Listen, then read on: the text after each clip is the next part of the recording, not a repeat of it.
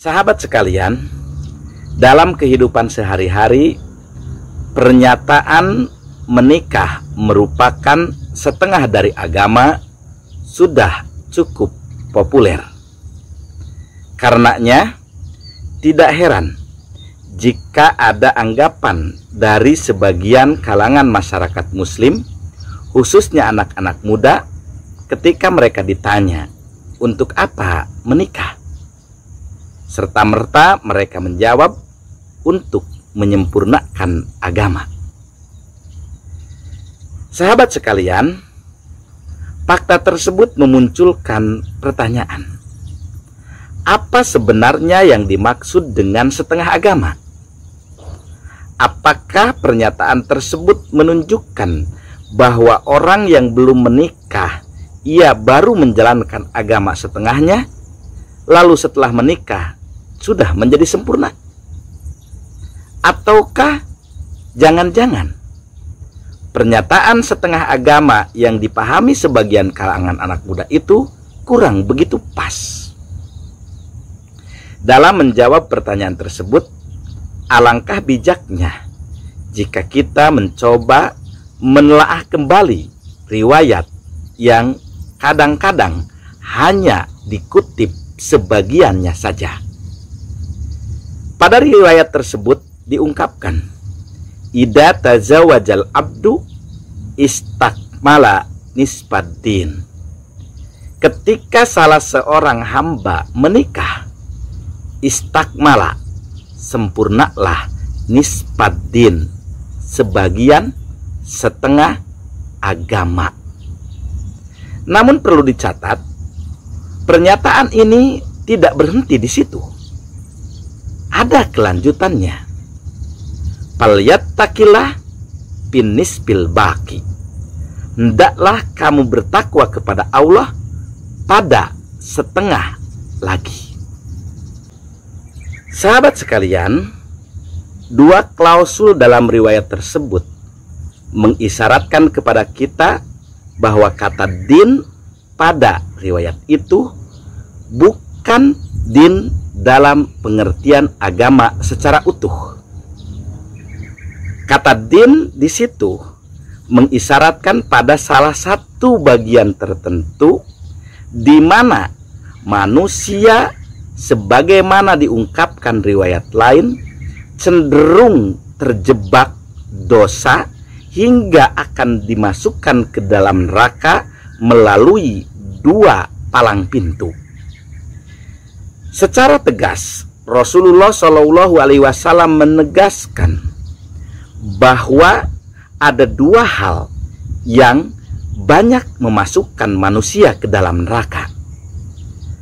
Palang pintu pertama yaitu apa yang ada di antara dua pahanya, yang kita maknai dengan farji. Jika redaksi hadis tadi dikaitkan dengan pernyataan ini, maka kata-kata qad istakmala nisfaddin, sungguh telah menyempurnakan sebagian agama, makna kata tersebut mengisyaratkan bahwa orang yang sudah menikah, dia sudah menutup peluang untuk melakukan perbuatan dosa yang diakibatkan dari palang pintu perzinahan. Karena ketika seseorang belum menikah, ia terbuka lebar untuk melakukan perzinahan. Pada saat ia belum menikah, dia memiliki tameng, tamengnya hanya sebatas saum.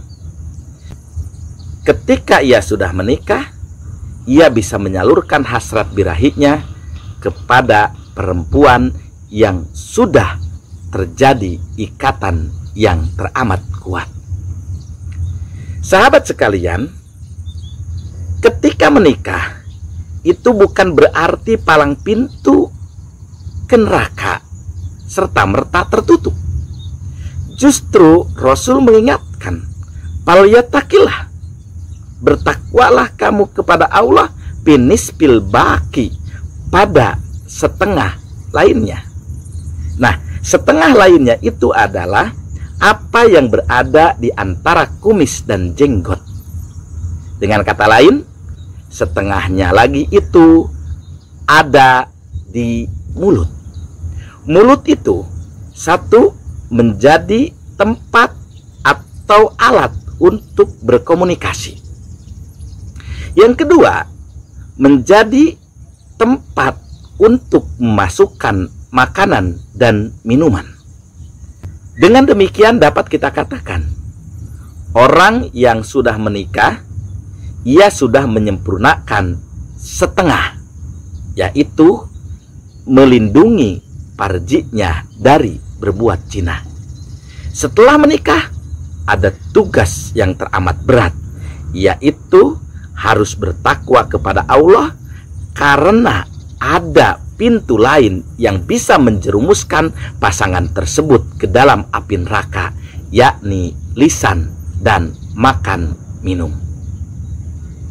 Sahabat sekalian, jika kita renungkan lebih lanjut, lisan dalam arti ketika seseorang sudah menikah harus dijaga. Dia jangan menyakiti pasangannya, jangan asal ucap, karena ucapan itu bisa jadi menjerumuskan seseorang ke dalam api neraka. Yang kedua, pernyataan falyatakillah finisbil baki mengisyaratkan pada pasangan suami istri untuk bertakwa kepada Allah saat ia harus memenuhi kebutuhan dasarnya, yaitu makan dan minum. Disinilah Rasul mengingatkan bahwa yang bisa mengantarkan seseorang ke dalam neraka itu makan dan minum. Bisa jadi orang sudah menyempurnakan setengah dari agamanya, namun bisa saja orang yang sudah menyempurnakan setengah agamanya itu malah ia tidak mampu menyempurnakan setengahnya lagi, sehingga ia terdorong oleh hawa nafsunya. Ia berbuat semaunya, yang penting dalam pikirannya bagaimana agar makan dan minum bisa terpenuhi walaupun dengan cara yang curang, yang penting perut kenyang. Karenanya di kesempatan lain Rasulullah Shallallahu Alaihi Wasallam mengingatkan, sesungguhnya tempat yang paling jelek di dalam tubuhmu adalah perut. Inilah yang seharusnya menjadi slogan bagi kita. Perutmu neraka